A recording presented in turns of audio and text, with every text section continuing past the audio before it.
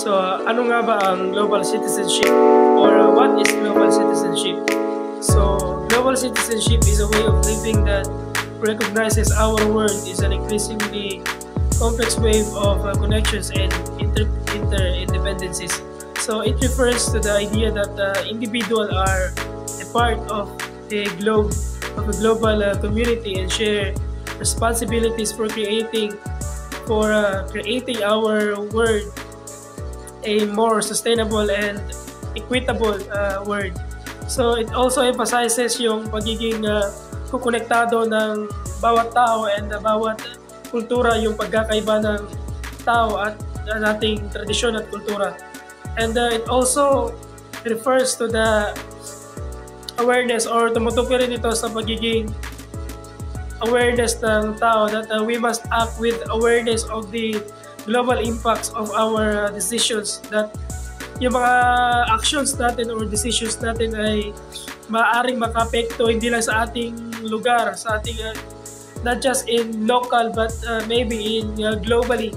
So that's why we must be really aware or be careful sa ating mga decisions or sa ating actions, dahil ito ay maaaring makaapekto sa atin or sa ibang bansa or sa ibang lugar, not just in locally but in globally. So that is the global citizenship, is yung kakayahan mo or the awareness of a person na hindi lang yung mundo natin is constantly expanding and kukonektado yan. So hindi lang tayo yung pwede maapektuhan ng ating action or decision, kundi maaring iba. And yung pagiging cultural awareness natin sa magkakaibang kultura, that we must aware that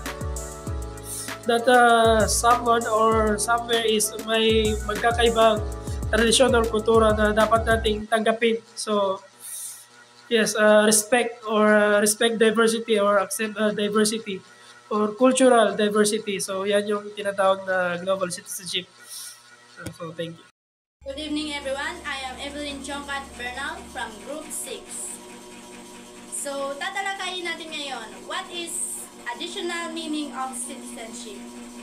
According to Outcome Education, global citizen is the term for social, environmental, and economic action of the individuals and communities who recognize that every person is a citizen of the world. So, ito ay tumutukoy sa galaw ng mga tao, mapa, social o environmental. Ito yung pagkakilala ng tao na sa ating mundo ay may magkakaiba tayo ng kultura, kulay at pananalita, pero ito'y ating tinatanggap at nirerespeto natin ang bawat pagkakaiba ng isa't isa, at nagtutulungan tayo na mapanatili ang kagandahan ng ating mundo. Good morning, ma'am. My name is Atsari M. Nabi. This is our report. My topic is a globalist is someone who, example of is awareness builder of world and has a sense of their own rule of world citizen. So let's proceed.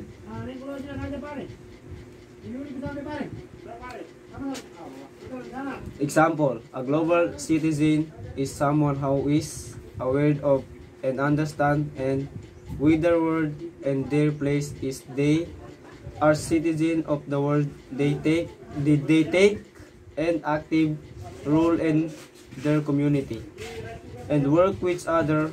It's make on planet more peaceful, sustainable, and fair. Okay. Number 2 is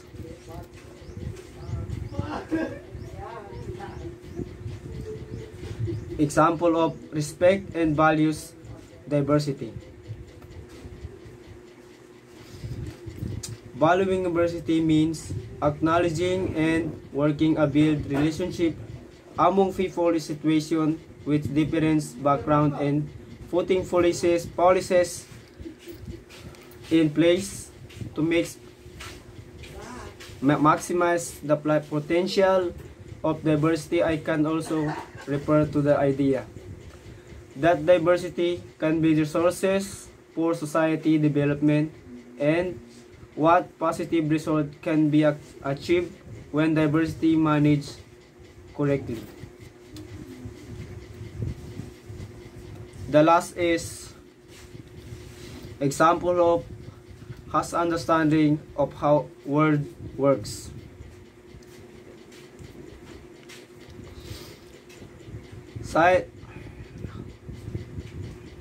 Here some example of people understanding how the word works. Science uses systematic approach to understanding the physical world, thus observation and experiment. Scientific ideas help understand how things in the natural world behave, which can be used to solve problem. For example, systematic understanding of motion and gases and gas allows us to build airplanes. Thank you. So fourth is outrage by social injustice. Dito naman ay hindi natutuwa o nanahimik kapag may nakikitang hindi patas sa lipunan, tulad ng diskriminasyon at kahirapan.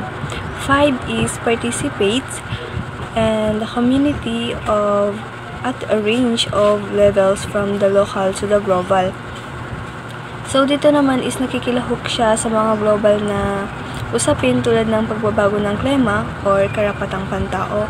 6 is willing to act to make the world a more equitable and sustainable place. So dito naman is handa siyang gumawa ng mga hakbang para sa ikabubuti ng lahat, gaya ng pangangailangan gaya ng pagtulong sa mga nangangailangan. Last is takes responsibilities for their action. Halimbawa, ang pagtatapon ng basura. Pinili niyang mas maging responsible sa kanyang gawain para sa kapakanan ng mundo. That's for all. Thank you. Hello, I'm Leo Dave F. Lumapas. So this is my topic or part of the report. Why global education is needed. So according to Jerome S. Bronner, education must not be only transmission of culture but also provider of alternative views of the world and a strengthener of skills to explore them. So ang sabi niya raw dito is ang edukasyon raw ay hindi lamang dapat maging magpasa ng kultura, kundi dapat ding maging tagapagbigay ng iba't ibang pananaw sa mundo at tagapalakas ng kasanayan upang suriin ang mga ito. So, ano nga ba ang global education? So, meron akong example dito na isa. So, tinatawag itong critical thinking skills. So, global education must encourage of critical thinking and problem-solving skills by exposing individuals to diverse viewpoints and helping them to understand and complex global issues. So, ang skills doon nito ay kasama sa global na edukasyon ng pagpapalakas ng kakayahan o pag-iisip at pagsasaayos ng suliranin sa pamamagitan ng paglantad sa iba't ibang pananaw at pagtulong sa kanila na maunawaan ang mga masalimuot na global na issue. So, let's proceed. So, in active participatory method of education for global citizenship or sustainable development help young people to learn how how discussion made by people in other parts of the world so affect our lives as our decision affects the lives of others.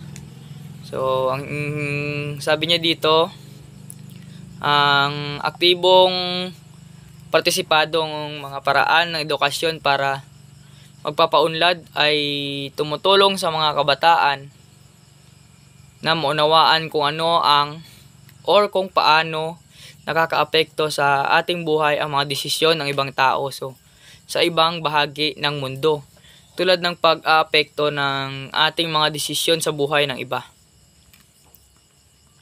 So next, education for global citizenship deals with issues of global interdependence or diversity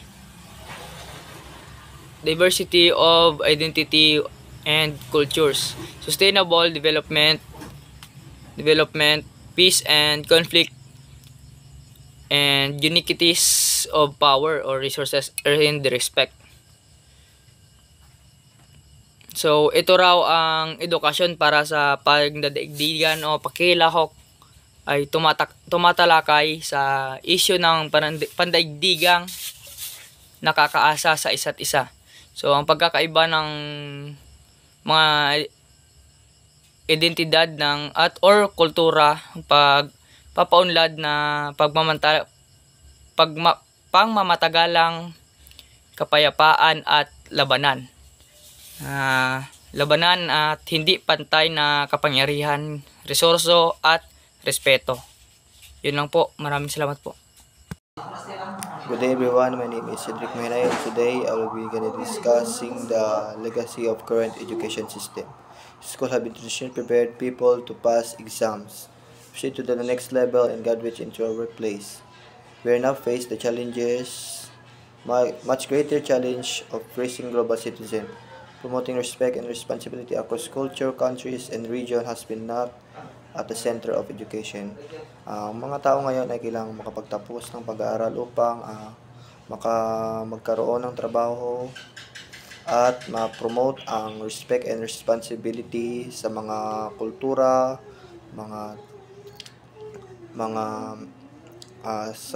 may palawak ang education sa buong mundo.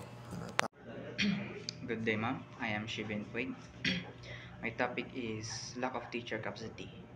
The lack of teacher capacity refers to a situation where there are insufficient number of qualified, trained, or adequately supported teachers to meet the needs of students in a given education system. Example of a lack of teacher capacity can be seen in many rural or underserved areas where schools struggle to hire enough qualified teacher. Yan na po, ma'am. Thank you. My name is Charles Brandolino. My topic is inadequate focus on values. Maraming paaralan ang hindi na isa sa buhay ang mahahalagang kapayapaan, respeto at katarungan na mahalaga sa pag-aaral ng mga bata. Example, bullying at diskriminasyon sa isang paaralan. May mga mag-aaral na nakakaranas ng panlalait dahil sa kanilang kasarian, lahi o pisikal na anyo. Ngunit hindi ito napapansin o naaaksyonan ng mga guro. Sa halip na ituro ang respeto at pagkakapantay-pantay, lumalaganap ang kawalang katarungan. Good day, ma'am. I'm Ruben F. Yumulod. Today I will discuss lack of leadership of global citizenship.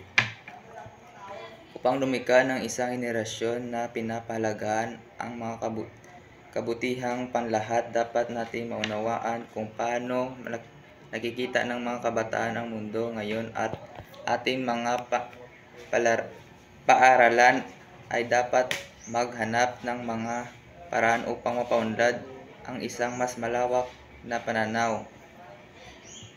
Ang mga layunin at target ay dapat iakda sa paligid at mga nakasanayan at regular na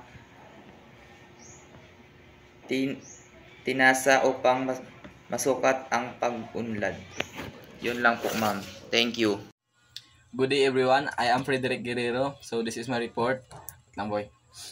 Outmoded curricula and learning materials. Reviews from around the world find that today's curricula and textbook often reinforce stereotypes, exacerbate social divisions, and foster fear and resentment of other groups or nationalities. Rarely and curricula developed through a participatory process that embrace excluded and marginalized group.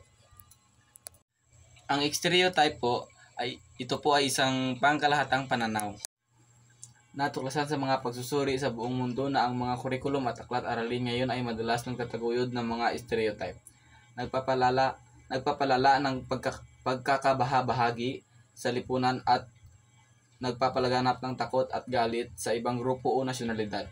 Bihira itong binuo sa pamamagitan ng eksklusibong proseso na sumasama sa mga na isang tabi at marginalized na grupo.